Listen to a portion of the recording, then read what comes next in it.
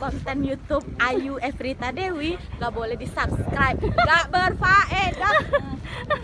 Jangan bunyikan loncengnya, jangan komen dan jangan nonton.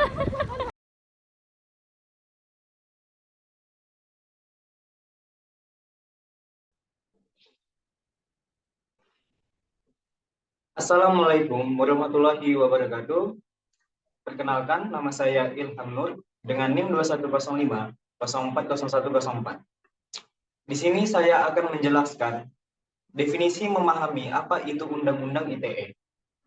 Oke, langsung saja kita masuk. Apa itu Undang-Undang ITE? Pasti banyak di antara kita yang masih bingung mengenai apa itu Undang-Undang ITE. Jadi Undang-Undang ITE atau Undang-Undang Informasi dan Transaksi Elektronik adalah undang-undang yang mengatur mengenai informasi elektronik dan juga transaksi elektronik. Informasi elektronik di sini adalah sebagai suatu ataupun sekumpulan data elektronik, tapi tidak terbatas pada tulisan saja, yang mana termasuk juga suara, peta, gambar, rancangan, elektronik, data interchange atau EDI, foto, surat elektronik atau email, telex, telegram, huruf, tanda, simbol, kode akses, ataupun perforasi yang sudah diolah dan mempunyai arti serta bisa dipahami oleh orang-orang yang biasa memahaminya. Sementara transaksi elektronik merupakan perbuatan hukum yang dilakukan dengan cara menggunakan komputer atau jaringan komputer dan juga media elektronik lain. Selanjutnya, pasal-pasal yang ada di dalam Undang-Undang ITE. Kehadiran Undang-Undang ITE memang dibutuhkan dalam kehidupan bermasyarakat.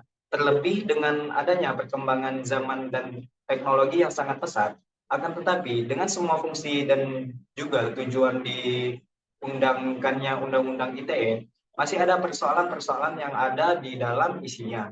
Sejak Undang-Undang ITE diresmikan, kasus pidana tentang penghinaan yang melibatkan pengguna internet mulai meningkat, khususnya di Indonesia. Namun, persoalannya, Indonesia sendiri mempunyai kondisi geografis yang menjadi salah satu tantangan tersendiri untuk meningkatkan akses keadilan kepada tersangka pelaku penyalahgunaan internet. Tak hanya persoalan itu saja, ketersediaan pengacara ataupun advokat yang pahami tentang persoalan internet juga tidak begitu banyak. Terlebih pengacara yang memberikan nuansa hak asasi manusia di dalam kasus pidana itu. Menurut laporan dari Institute for Criminal Justice Reform, ada sebuah problematika di dalam pasal 27 ayat 3 dan pasal 45 ayat 1 Undang-Undang ITE. Sebab sejumlah istilah yang ada di dalam pasal itu, seperti halnya tentang mendistribusikan dan transmisi, adalah beberapa istilah teknisi yang di dalam praktiknya tidak sama dengan yang ada di dalam dunia teknologi informasi ataupun dunia nyata. Adapun model rumusan delik di dalam pasal 27 ayat 3 dan pasal 45 ayat 1 Undang-Undang ITE memberikan konsekuensi sendiri karena pada praktiknya juga pengadilan akan memutuskan secara berbeda-beda pada rumusan delik tersebut.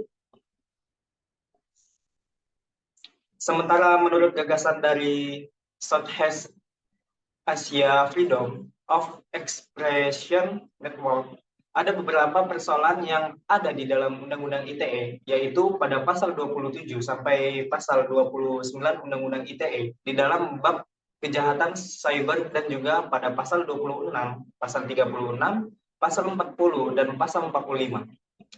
Persoalan yang ada di dalam pasal tersebut diantaranya yaitu tentang penafsiran hukum, yang mana rumusan pasal-pasal di dalam Undang-Undang ITE tersebut tidak ketat atau karet. Serta di dalamnya juga menimbulkan ketidakpastian hukum atau multitafsir dan tidak tepat. Tak hanya itu saja, di dalam penerapannya, aparat penegak hukum yang ada di lapangan banyak yang kurang pemahaman. Kemudian yang terakhir adalah tentang dampak sosial yang diberikan, di mana pasal tersebut bisa menimbulkan konsekuensi negatif seperti barter kasus, ajang balas dendam, alat shock terapi, dan juga memberikan chilling effect. Oke, selanjutnya perbuatan yang dilarang dalam Undang-Undang ITE.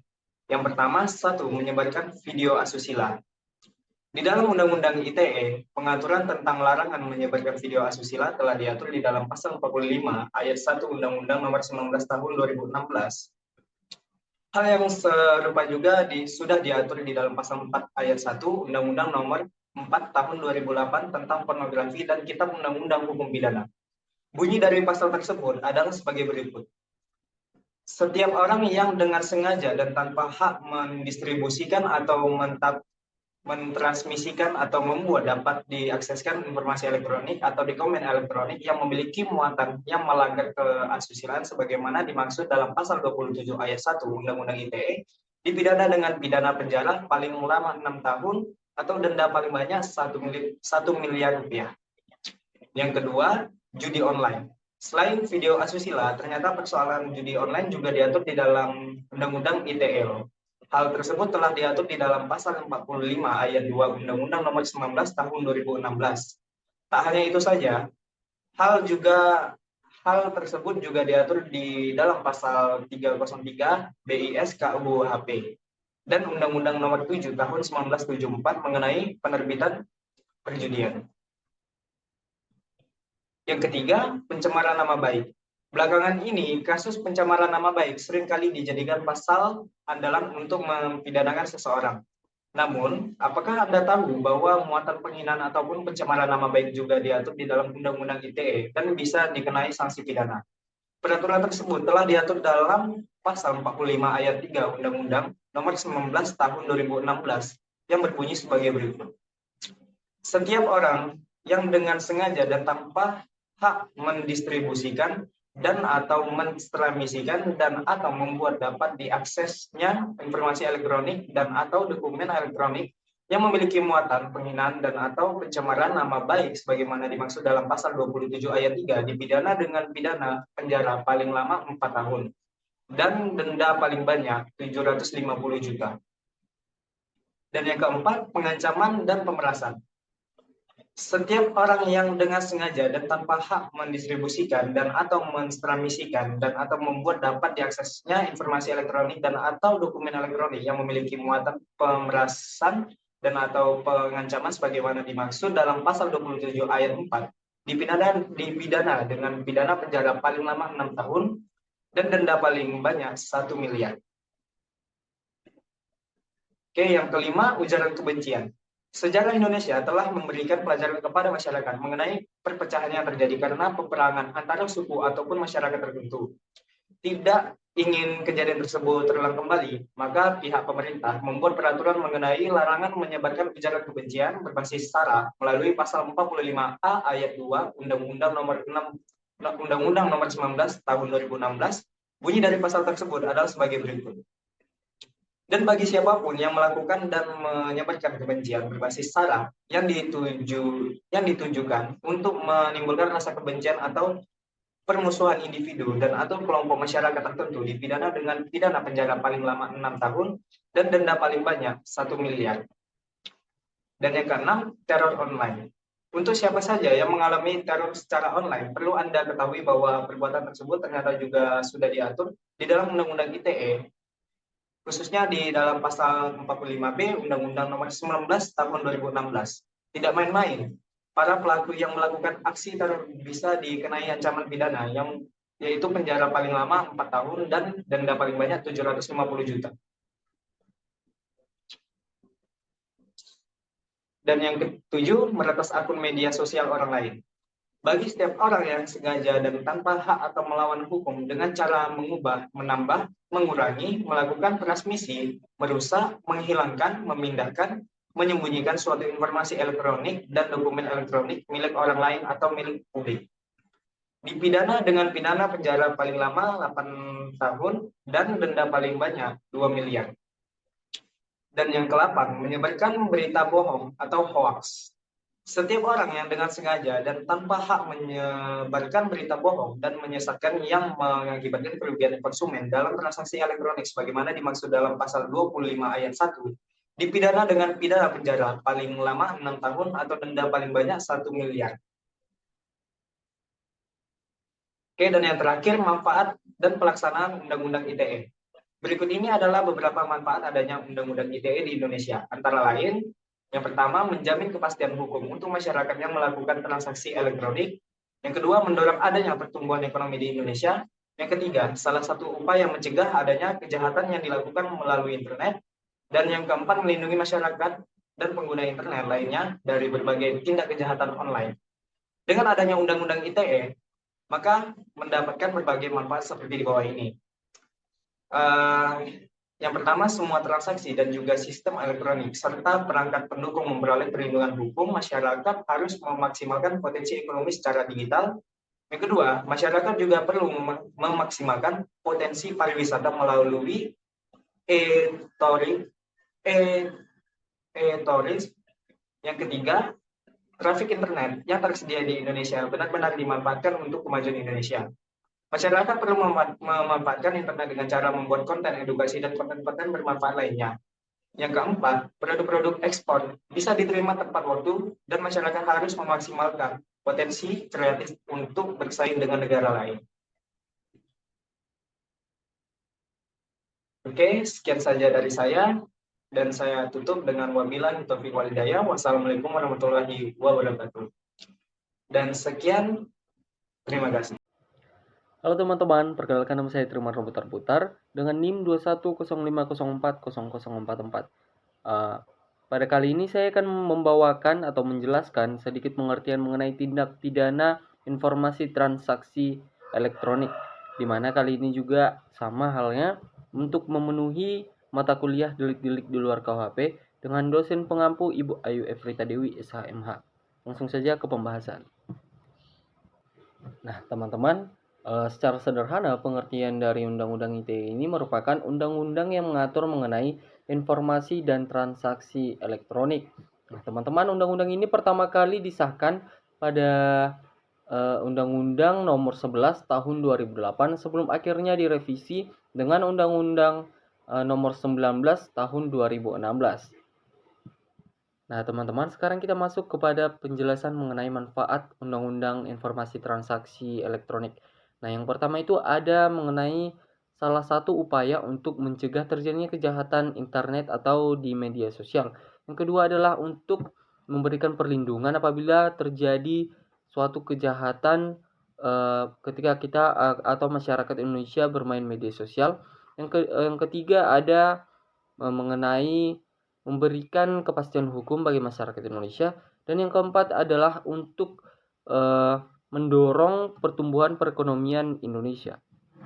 Adapun teman-teman yang perlu kita ketahui mengenai perbuatan-perbuatan yang melanggar Undang-Undang Informasi Transaksi Elektronik, yang pastinya perbuatan-perbuatan tersebut bisa saja dikenakan denda atau kurungan penjara seperti yang tertera pada Undang-Undang Nomor 19 Tahun 2016. Nah, apa saja sih sebenarnya perbuatan-perbuatan yang melanggar Undang-Undang Informasi Transaksi Elektronik tersebut? Sekarang mari kita simak baik-baik. Nah, teman-teman, hal pertama yang dilarang pada Undang-Undang Informasi Transaksi Elektronik yaitu menyebarkan video asusila. Nah, barang siapa yang menyebarkan dengan sengaja mendistribusikan atau mentransmisikan suatu informasi atau membuat informasi di media sosial tanpa hak, mereka akan dikenakan pidana ya sesuai dengan Undang-Undang Informasi Transaksi Elektronik pada pasal 27 ayat 1, di mana mereka di sana akan terkena pidana kurungan penjara 6 tahun atau membayar denda sebesar 1 miliar rupiah. Nah, jadi barang siapa yang melakukan atau membuat menyebarkan video asusila dengan sengaja tanpa hak, sekalipun dia mempunyai hak, namun video tersebut mengandung seperti video asusila, maka mereka akan dikenakan pasal 27 ayat 1 tersebut. Seperti itu. Nah, teman-teman, yang kedua yang dilarang pada Undang-Undang Informasi Transaksi Elektronik adalah judi online, di mana jika ada pihak yang memuat mengenai perjudian, mereka akan dikenakan pasal 27 ayat 2. Nah, pidana yang dikenakan kepada mereka itu sama halnya seperti yang pertama tadi, yaitu kurungan penjara 6 tahun atau dibayar denda sebesar 1 miliar rupiah. Nah, yang ketiga teman-teman yaitu pencemaran nama baik. Undang-Undang Informasi Transaksi Elektronik pada pasal 27 ayat 3 di sini mengenai pencemaran nama baik. Jika ada seseorang atau pihak yang terjerat dengan pasal tersebut, maka mereka akan dikenakan pidana hukuman penjara 4 tahun dan atau membayar denda sebesar 750 juta. Nah, padahal ini pihak-pihak yang melakukan pencemaran nama baik akan dikenakan pasal tersebut. Pemerasan dan pengancaman. Nah, orang-orang yang melakukan pemerasan dan pengancaman juga berpeluang dikenakan atau dijerat pasal 27 ayat 4 Undang-Undang ITE mengenai pemerasan dan pengancaman, maka mereka akan dikenakan sanksi pidana yaitu penjara 6 tahun lamanya dan atau membayar denda sebesar 1 miliar rupiah. Nah, yang kelima merupakan berita bohong. Nah, pada Undang-Undang Informasi Transaksi Elektronik pasal 28 ayat 1, di mana di sana berbunyi barang siapa yang sengaja menyebarkan berita bohong, mereka akan dikenakan pasal pasal 28 ayat 1, di mana di sana terdapat sanksi pidana 6 tahun penjara dan atau membayar denda sebesar 1 miliar rupiah. Nah, jadi barang siapa yang menyebarkan berita tanpa ada hak atau izin, apalagi berita tersebut merupakan berita bohong atau fake news, mereka akan dikenakan sanksi pidana tersebut. 6. Ujaran kebencian. Orang yang menyebarkan informasi dengan tujuan untuk menimbulkan rasa kebencian atau pemusuhan individu dan atau sekelompok masyarakat, tentu berdasarkan atas suku, agama, ras, dan antar golongan atau sara. Juga merupakan perbuatan yang dilarang dalam pasal 28 ayat 2 Undang-Undang Informasi Transaksi Elektronik. Hukuman pelaku ujaran kebencian sebagaimana dijelaskan pada pasal 28 ayat 2 adalah dipidana dengan pidana penjara paling lama 6 tahun dan atau denda sebesar 1 miliar rupiah. Nah, teman-teman, sekarang kita masuk kepada bagian terakhir di mana yang dilarang pada Undang-Undang Informasi Transaksi Elektronik yang terakhir itu adalah teror online. Pada pasal 29 Undang-Undang Informasi Transaksi Elektronik mengatur perbuatan teror online yang dilarang. Pasal ini bakal menjerat setiap orang dengan sengaja dan tanpa hak mengirimkan informasi elektronik dan atau dokumen elektronik yang berisi ancaman kekerasan atau menakut-nakuti yang ditujukan secara pribadi. Hukuman bagi pelaku teror online yang bersifat menakut-nakuti orang lain adalah dengan pidana paling lama penjara selama 4 tahun dan atau membayar denda sebesar 750 juta rupiah. Nah, sekarang kita masuk kepada perbuatan lain yang dilarang oleh Undang-Undang Informasi Transaksi Elektronik. Yang pertama adalah mengakses, mengambil, dan meretas sistem elektronik milik orang lain dengan cara apapun, itu terdapat pada pasal 30. Yang kedua adalah melakukan intersepsi atau penyadapan terhadap sistem elektronik milik orang lain dari publik ke privat dan sebaliknya. Itu terdapat pada pasal 31. Nah, yang ketiga adalah mengubah, merusak, memindahkan ke tempat yang tidak berhak, menyembunyikan informasi atau menyembunyikan data-data dari informasi orang lain seperti itu. Nah, sekarang ada yang keempat, itu merupakan dokumen elektronik serta membuka dokumen atau informasi, itu informasi rahasia itu terdapat pada pasal 32.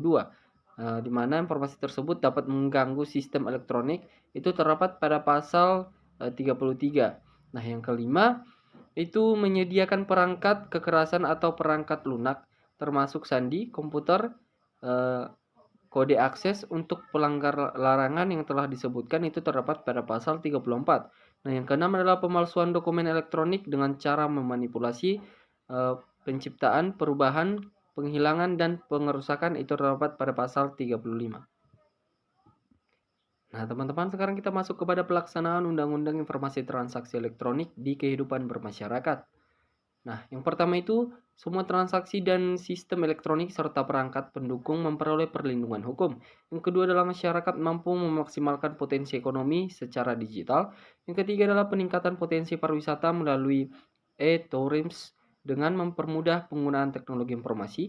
Yang keempat adalah trafik internet yang tersedia di Indonesia dimanfaatkan untuk kemajuan masyarakat dengan cara membuat konten edukasi dan konten-konten bermanfaat lainnya. Dan yang terakhir yaitu produk-produk ekspor diterima tepat waktu yang membuat potensi kreatif masyarakat bisa lebih maksimal untuk bersaing dengan negara lain.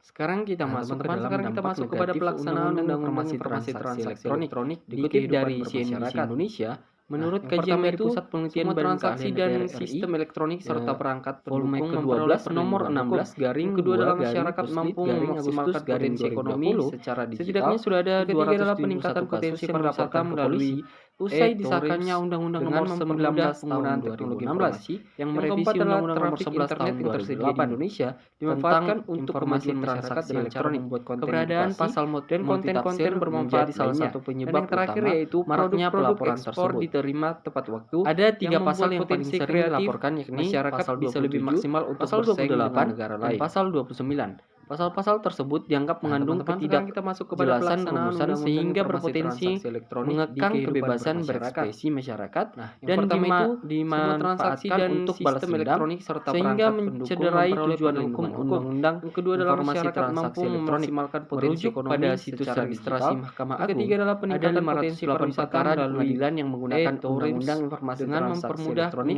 sepanjang 2011 sampai 2018. Tersedia di Indonesia. Kasus terbanyak adalah pidana yang berhubungan dengan cara penghinaan dan pencemaran nama baik konten-konten sebagaimana diatur, dan yang terakhir yaitu produk-produk ekspor diterima tepat waktu. Yang selanjutnya adalah kasus ujaran kebencian yang bisa lebih maksimal untuk bersaing 28 ayat 2 Undang-Undang Informasi Transaksi. Sekarang kita masuk kepada pelaksanaan. Nah, teman-teman, pasal-pasal tersebut dikenal dengan sebutan pasal karet. Pasal karet diartikan sebagai pasal yang tafsirannya sangat subjektif dari penegak hukum ataupun pihak lainnya sehingga bisa menimbulkan tafsiran yang beragam alias multitafsir. Pada akhirnya, kebebasan berekspresi masyarakat Indonesia terancam. Berikut beberapa dampak negatif Undang-Undang Informasi Transaksi Elektronik. Yang pertama adalah membatasi kebebasan berpendapat terutama dalam beropini dan memberikan kritik. Yang kedua adalah menimbulkan sewenang-wenangan para penegak hukum dalam menentukan orang yang tersandung Undang-Undang Informasi Transaksi Elektronik bersalah dan layak dipidanakan tanpa memilah dan memilih unsur pasal mana yang dilanggar. Yang ketiga adalah menjadi instrumen sebagian kelompok dalam rangka balas dendam, bahkan menjadi senjata untuk menjebak lawan politik. Yang keempat adalah kurang menjamin kepastian hukum karena putusan terkait pasal-pasal multitafsir menjadi beragam bahkan bertolak belakang. Yang kelima adalah memicu keresahan dan perselisihan masyarakat yang dengan mudah melaporkan kepada penegak hukum dan menambah sumber konflik antar pengusaha dan anggota masyarakat. Dan yang terakhir adalah tidak efektif karena beberapa pasal merupakan duplikasi aturan KUHP seperti pasal 27 ayat 3 Undang-Undang Informasi Transaksi Elektronik terkait penghinaan dan pencemaran nama baik telah diatur dalam pasal 310 dan 311 KUHP. Baik, sampailah kita di slide terakhir. Itulah penjelasan lengkap mengenai apa itu Undang-Undang Informasi Transaksi Elektronik. Meski sudah mengalami revisi dengan disahkannya Undang-Undang Nomor 19 Tahun 2016 yang mengubah Undang-Undang Nomor 11 Tahun 2008, masih ada beberapa kekurangan dan dampak negatif yang perlu terus diperbaiki agar Undang-Undang Informasi Transaksi Elektronik tidak disalahgunakan oleh pihak yang tidak bertanggung jawab. Sekian yang dapat saya sampaikan. Semoga dapat menjadi bekal pembelajaran yang berguna bagi teman-teman semua. Terima kasih.